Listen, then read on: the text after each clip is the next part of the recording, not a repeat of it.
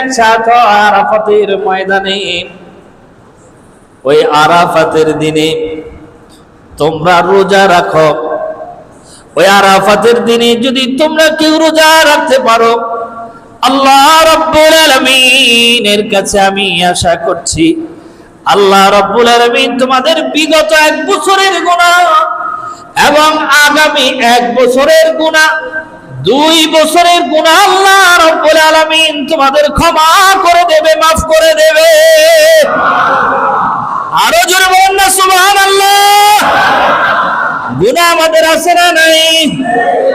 গুনাহ মাফের জন্য আরাফাতের দিনের রোজার দরকার আছে না নাই? সেটা কবে রাখবেন? আরাফাতের দিন, ইয়াউমুল আরাফা, আরাফাতের দিন।